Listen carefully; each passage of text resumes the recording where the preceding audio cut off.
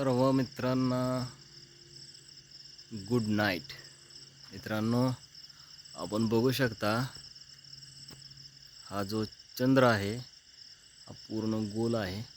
म्हणजेच वैशाख पौर्णिमा झाल्यानंतर हा चौथा दिवस आहे आज.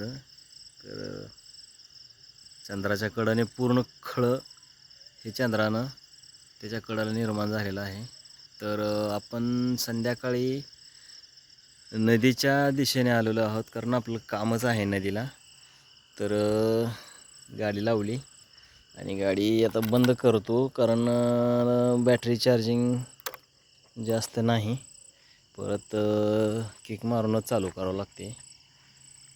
तर संध्याकाळच्या 10:30 ते 11:45 वाजलेत. मग ड्युटीसाठी मी रोज संध्याकाळी 11, 12, 1 वाजेपर्यंत मला थांबावं लागतं. आणि माझं जे काम आहे ते नदीलाच आहे. त्यासाठी मी रोज सायंकाळी 12, 12:30, 1 वाजेपर्यंत थांबत असतो. नंतर भाऊजी येतात, ते थांबतात. तर आता नदीला मी आलेलो आहे आणि सगळीकडं अंधारच आहे. हे समोर आहे ते आपलं शेड आहे, पत्र्याचं आहे.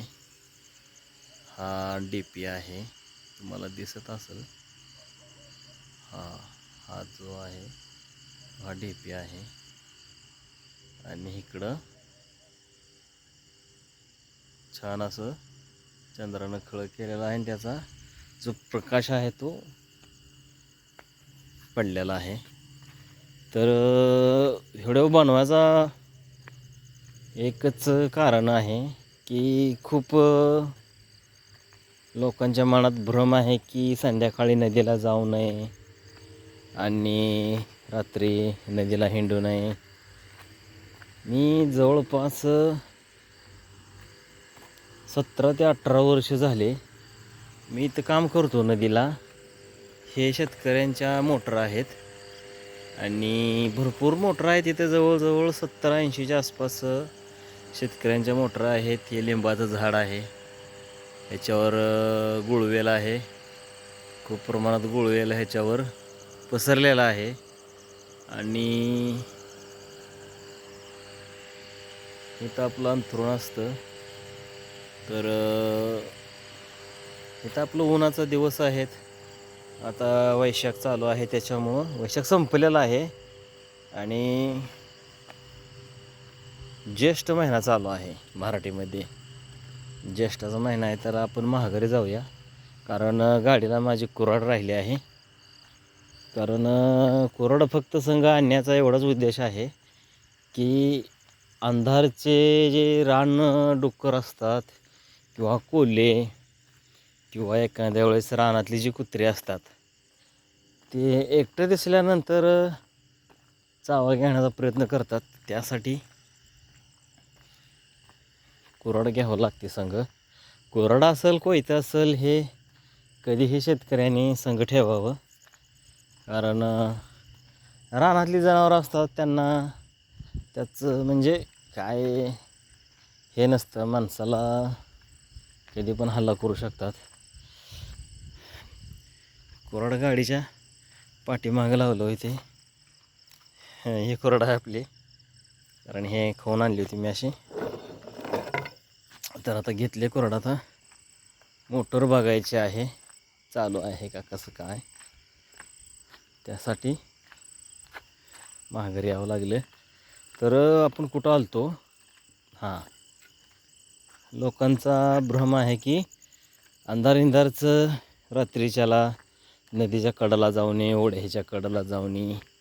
असं काही नसतं बरं का. कारण माझा 17-18 वर्षाचा अनुभव आहे. मला ज्यावेळेस मी कामाला लागलो होतो त्यावेळेस मला भीती वाटायची. कारण असं पूर्वजांनी सांगितलेलं किंवा आपल्या आजीनं आजोबांनी सांगितलेलं असायचं ना, की बाबा अशा ठिकाणी जाऊ नको, तशा ठिकाणी जाऊ नको, अमुक असतं, फलानं असतं, बिस्तानं असतं. हां, हे मनात भरलेली पहिली भीती. दुसरा विषय की तिकडं जाऊ नको, किंवा गेला तर बघ, असं कर तसं कर. त्याच्यामुळं काय होतं की अशा भागाकडं जाण्याचं माणूस धाडस करत नाही. तर हे जरा थोडं इथं गवत आहे, आपण बोलण्याच्या नादात एखाद्या सापाच्या पिल्लावर किंवा सापावर पाय टाकू शकतो. त्याच्यासाठी जाताना आपण व्यवस्थित जावा लागतं, कारण शेतकऱ्यांच्या पाईपा, मोटरा, वायरी भरपूर आहे तिकडं. त्यासाठी ते बघत जावं लागतं.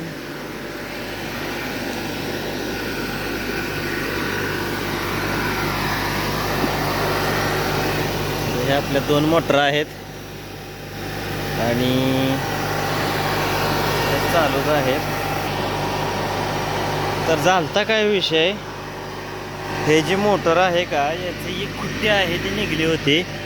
खुट्टी निघल्यामुळं पाणी सगळं पुढं प्रेशर होता. तर हे नदी आहे, हे बघू शकता तुम्ही, ही नदी आहे, पूर्ण पाणी आहे नदीचं. त्याच्यामध्ये नदी पूर्ण भरलेली आहे, आणि पाणी आता सोडलं होतं धरणातून. इकडे मोटरा चालू आहेत शेतकऱ्यांच्या, बघू शकता तुम्ही.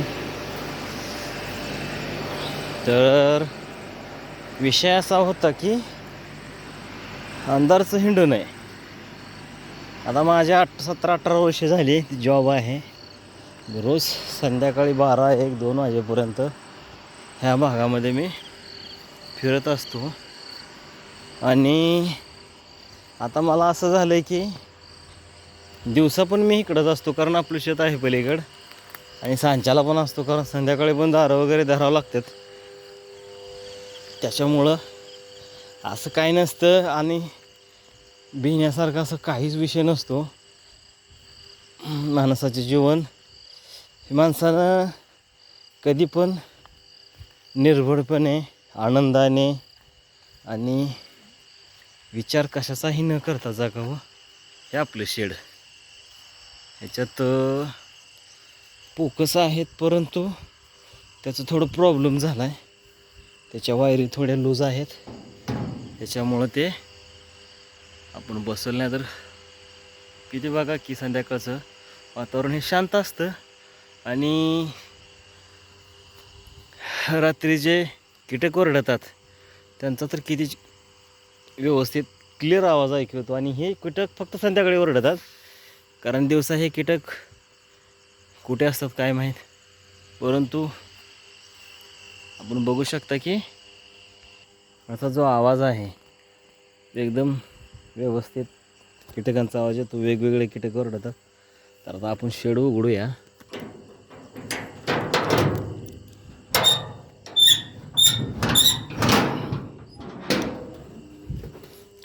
शेड जे आहे ते आता उघडलं आहे, आणि इथले मोटर जे आहेत चालू आहेत दोन्ही पण, त्याच्यामुळं काहीच अडचण नाही. तर सांगायचं तात्पर्य एवढंच आहे की जिथे पण आपण काम कराल तिथे इमानदारीने काम करायचं. मग नदीला असू द्या किंवा इतर कुठल्याही ठिकाणी असू द्या, भिण्याचा किंवा कशाचा काय विषय नसतो. आणि माणसानं कधी पण जीवन जगताना भिवून जीवन जगायचं म्हणलं ना, त्या जीवन जगण्याला काहीच अर्थ नसतो. तर आता कुलूप लावलंय, आणि आता जाऊया आपण बैलगाडीत बसायला, कारण आता वारं बंद झाले पूर्ण. त्याच्यामुळं बैलगाडीमध्ये जाऊन बसावं. आता विहिरीतली पण मोटर चालू केली होती मी. विहिरीतली मोटर आता बघूया आपण.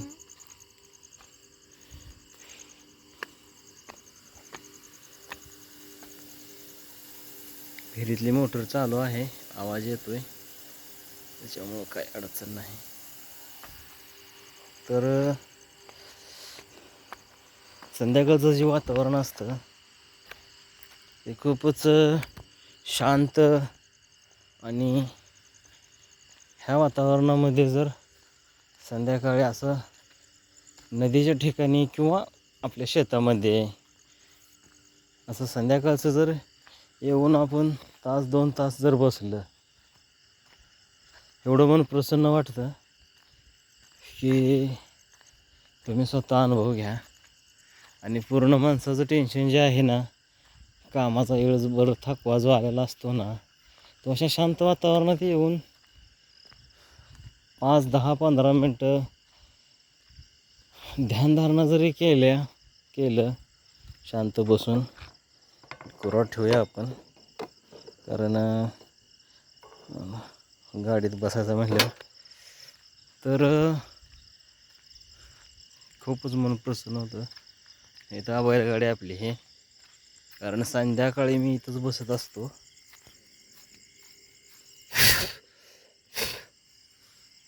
तर संध्याकाळी तुम्ही रानात जर राहायला असाल तर खूपच भारी, आणि जर राहायला नसाल तर काय हरकत नाही. परंतु मनात जी काय संध्याकाळची जी नकारात्मक विचार आहे तुमच्या, तर ते काढून टाका आणि बिनधास्त राहा. गुड नाईट मित्रांनो.